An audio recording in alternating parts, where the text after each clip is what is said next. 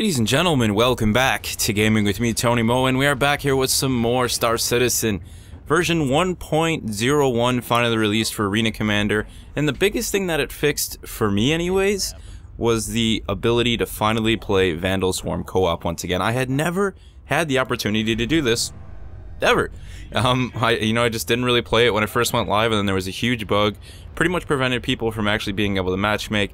So last night I finally hopped in, and myself, as well as two of the other guys from Praxis, Drevin and Hells, dove into some Vandal Swarm co-op, and I had a ridiculous amount of fun doing so.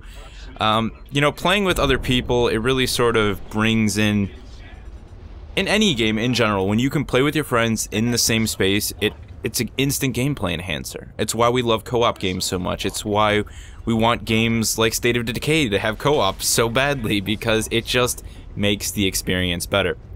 And the footage you're actually seeing here was just myself and Drevin, both whipping around in... Actually, he was in his M50, interestingly enough, and I was in the Avenger, which now has the proper weight added to it. And you know what? It still feels amazing. I mean, without a doubt, it doesn't feel like that ridiculous lightweight rocket ship that it was, but it is an amazing ship, and I love flying it, even at such an early state.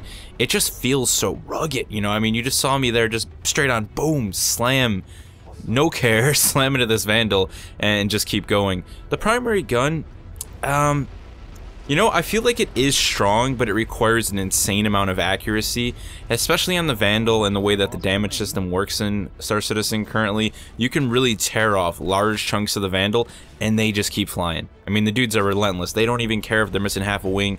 They'll try and, like, slice you in half flying at you with just a ship with no guns on it. So I think that sort of fits the very survival-esque, sort of military... sort of a personality that the Vandal kind of have. I think that they're trying to build for them. You know, they don't care, they're brutal, they will murder you. And according to Chris Roberts, what he recently said at PAX the other day is, fuck the Vandal. So, you can tell there's somebody in the universe that we don't... That was very close, actually. That we're not supposed to, care much for. We're supposed to have a pretty big vendetta against them. They're not a good race. But just in general, it was like playing with another person, Drevin and I, and Hells later on having a bunch of ridiculously close calls. That M50 just sounds like the nastiest F1 car I've ever heard when it rips past you. It was pretty fun. It's also, you start to see just how fast the ships actually are going in terms of, the passing speed that we were having with each other.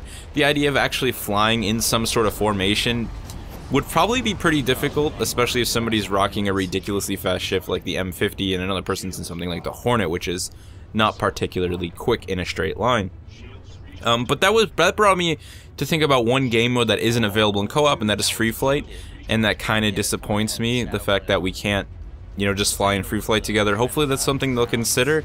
I think that would kind of make up for the lack of versus the universe at an early stage and let us do things like practice formation flying and just, that a bit of enjoyment you can actually get from flying side by side or chasing each other through something like the asteroid field on Dying Star. I think that would be quite a bit of fun, and I'd like to see that. But there is a nice sense of exhilaration and just sort of intensity that you get from flying through an asteroid field while dogfighting, which isn't really captured that often in Elite Dangerous. Elite Dangerous, a lot of the dogfights you engage in, at least the way that I play, the places that I usually engage, are in open space, which is fine. It works with the flight system that they've chosen, but I like the realization that Star Citizen understands, okay, we're trying to do a fully realistic flight model here.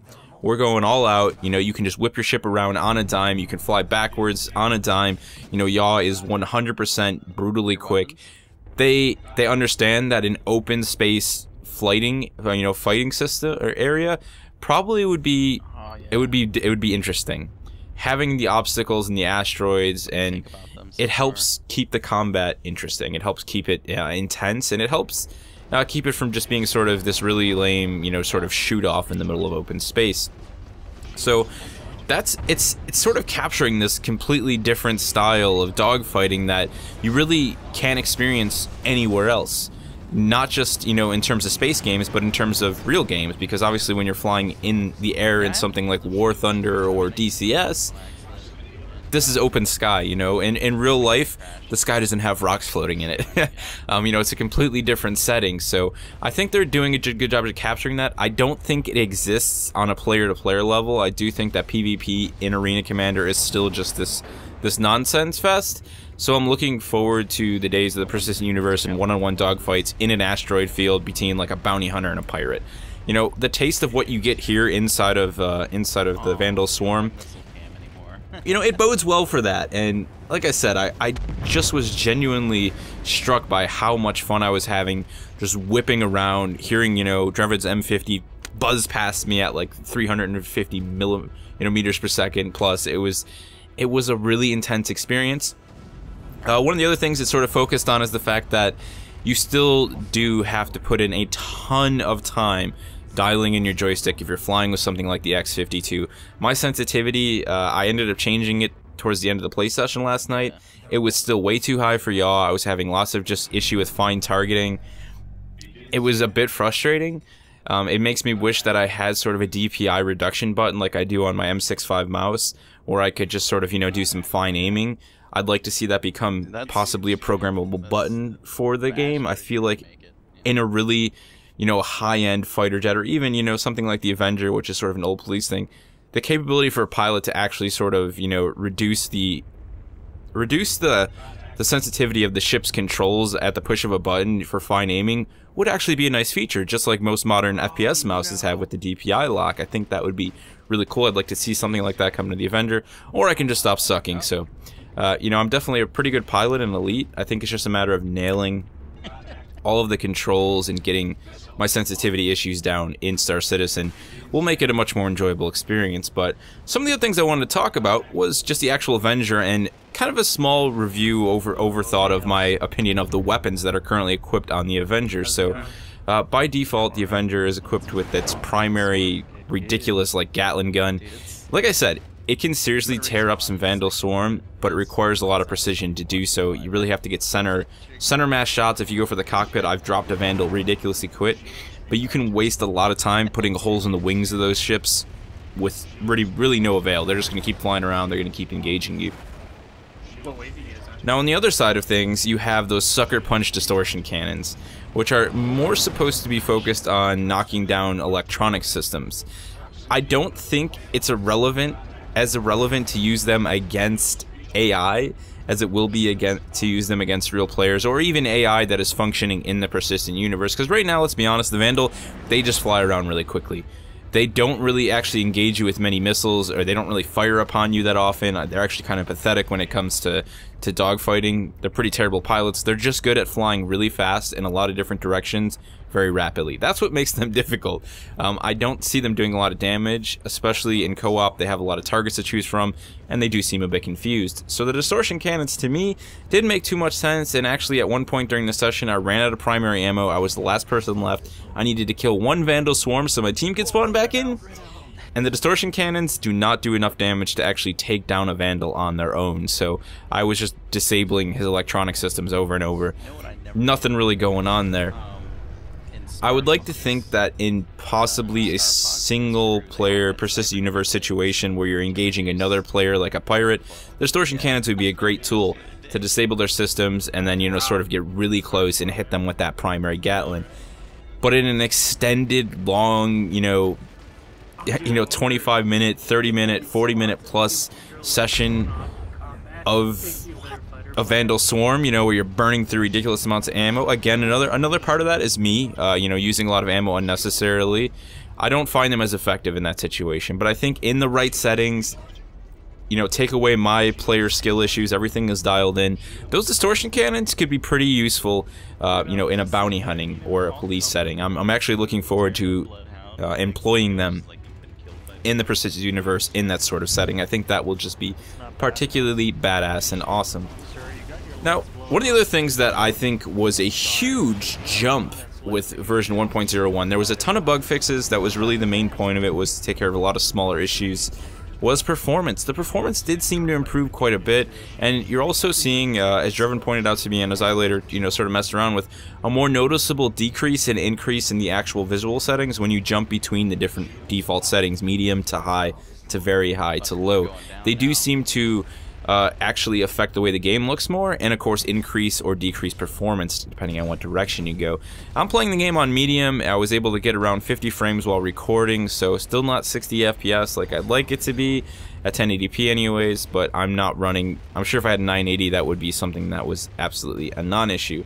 The other thing that is still a problem, which again I can't see them wanting to focus on this, is track IR support with that helmet is an absolute nightmare. As you probably saw from the video, my head sort of just completely, the camera isn't locked with track IR to the helmet as one piece, so the helmet doesn't actually move with track IR like I'm sure it will eventually. Right now, your head movement camera is in a completely different set of, you know, visuals, so you find yourself sort of tucking into your own helmet at the perfectly wrong times, which can often lead to missed shots or just general hilarity. So that was definitely a sort of small issue there, but overall I think 1.01 is a reason to start playing the game again, to start testing it if you're somebody who's back the game, to get into Vandal Swarm with some buddies and just have fun, because honestly Vandal Swarm kind of sucks on its own. I don't enjoy playing it alone. I like testing out the ships in it, but I'd rather go to free flight, to be honest, and actually just screw around with the flight mechanics. But getting into some really good dogfights in co-op in Vandal Swarm, to me, was a good milestone of how far they've come since Arena Commander originally launched, where for me, it felt like my ship was never moving. I felt like I was in place. Dogfighting felt ridiculous. I finally feel like there's momentum to the ships. There's speed. I'm actually covering distance while I'm dogfighting. And I was actually watching my speedo. You know, I was paying attention to how many meters per second I was covering. I was using things like boost and strafe. All those elements that I've wanted to come into play are finally starting to fall into place. And just in general, making Arena Commander a more enjoyable experience. And of course, getting me more and more ridiculously hyped for Star Citizen. It's the reason why people ask me, have you seen the stuff at PAX East? Have you seen the jump point animation that they showed off? It's like, no, I don't want to see it. I'm at the point where the game does nothing but excite me when I see stuff about it. And Chris Roberts is that guy who is doing all of the small things, and I hope he's successful. I really genuinely do. I would hate to see that team fail, because when I play games, those are the things I think about. For, you know, when I play something, when I play any game, you know, I say, why wouldn't they do this? It seems like such a menial task for them to have thought of this and then not have done it. And then you start to think about, okay, probably publisher constraints, time constraints. Star Citizen has none of those. We keep feeding the machine money, and hopefully the machine that is CIG will produce a really badass universe that we can spend a hell of a lot of time in. So, fingers crossed. Of course, nothing is true until it's said and done. But anyways, check out version 1.01. Lots of little bug fixes there. Still some issues and bugs, of course, but it makes the game playable in co-op. And if you have an Avenger, I cannot recommend flying this thing enough. I officially love it, and I'm glad it's back in my hangar. If you guys have any questions about Star Citizen, any questions about Praxis, the organization, how you can join, what our age limit is, any of that stuff, I'll have some links in the comment section below. Feel free to check it out and leave me any other questions you may have in the comment section below as well. I'll see you in the verse.